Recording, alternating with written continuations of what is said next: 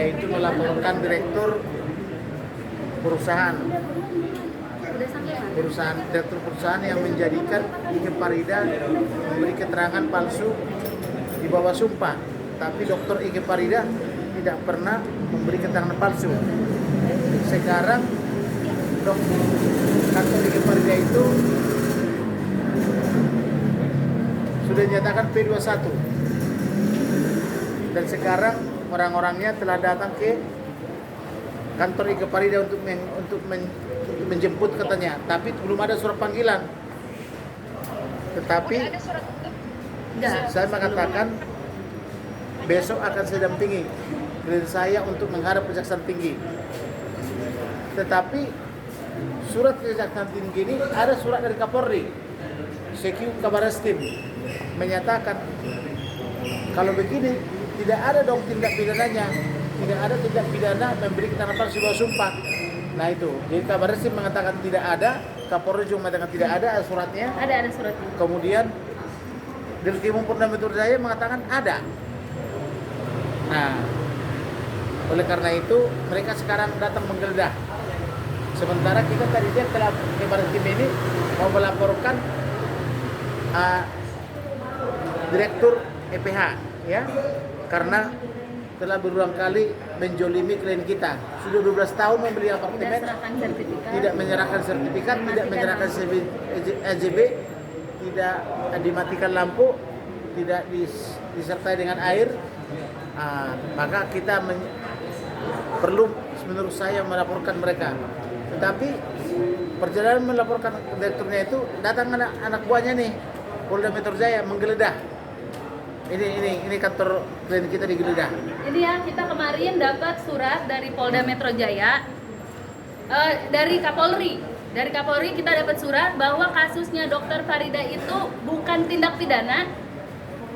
Terus kemudian, tapi hari malam dapat surat, kita langsung ada kepolisian mengepung ke kantor. Terus hari ini dikepung juga. Ini bisa lihat. Jadi saya bacakan ya.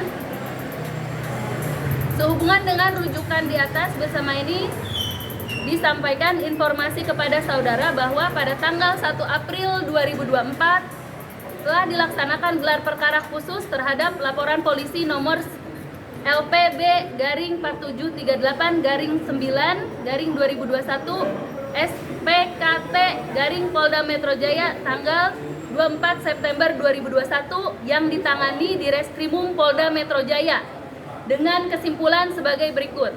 A. Pasal 242 ayat 1 KUHP tidak terpenuhi unsur pasal dengan sengaja karena tersangka tidak pernah menghadiri persidangan langsung maupun tidak langsung pada tingkatan pengadilan negeri, tingkatan pengadilan tinggi, dan tingkatan Mahkamah Agung RI, atau pengetahuan terhadap keberadaan bukti baru atau novum itu tidak pasti sehingga tidak tergambarkan mens rea tersangka Dr. Ike Farida SHLLM dalam peristiwa ini. B.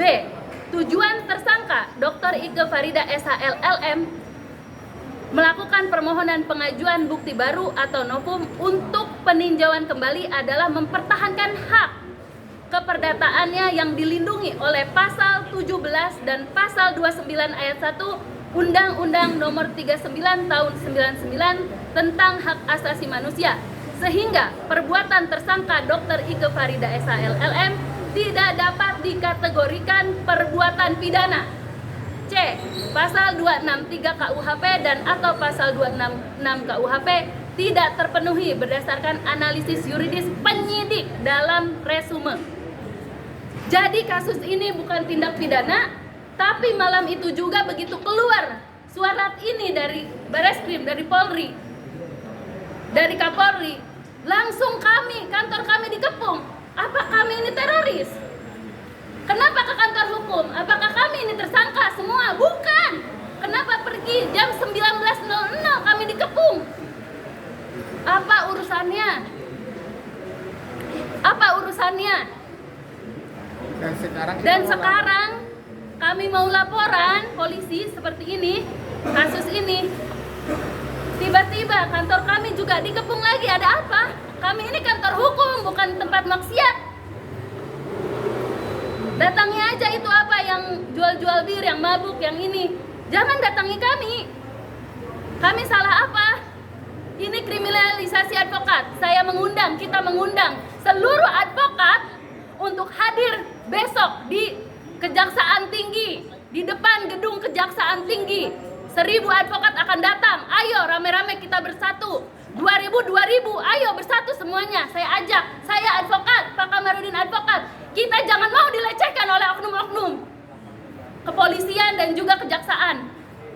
Kita tidak mau dilecehkan. Kita adalah manusia yang punya hati nurani. Orang beli apartemen tidak diserahkan.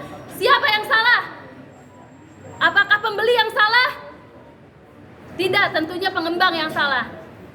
Saya bertanya kepada bapak-bapak ibu yang di sini, yang salah yang beli, yang udah lunasi, apa yang tidak serahkan unit? Ada namanya unsur keadilan, ada namanya kepastian hukum. Diinjak-injak keputusan PK. Hakim-hakim kita ini yang sudah belajar dari dia TK sampai lulus, kemudian belajar menjadi seorang hakim, putusannya diinjak-injak. Ada apa dengan hukum di negara kita? Ada apa dengan hukum di negara kita? Apakah uang adalah segala-galanya? Tidak. 1 rupiah pun akan nanti di akhirat ketemu. Kamu akan menyesal. Kamu nanti gak mau jadi tanah. Mendingan jadi tanah daripada jadi manusia. Kenapa kita ini semua mencintai uang? Harusnya bertanya. Saya sudah kepada oknum ya. Saya tidak mengatakan semua adalah jahat. Tapi kepada oknum-oknum yang telah melakukan hal ini, saya mau kasih tahu bahwa Anda sudah lebih daripada rakyat-rakyat Indonesia yang tidak bisa makan di Papua. Anda sudah dapat gaji, Anda sudah dapat jabatan, Anda sudah dapat kehormatan. Tidak perlu dibelok-belokkan hukum. Kami semua rakyat Indonesia bayar pajak supaya Anda menegakkan hukum. Bukan terjadi seperti ini. Bagaimana mungkin seorang pembeli dijadikan kriminal? Bagaimana mungkin seorang pembeli dijadikan tersangka, digeledah kantornya? Bagaimana mungkin? Saya bertanya, apakah itu pantas?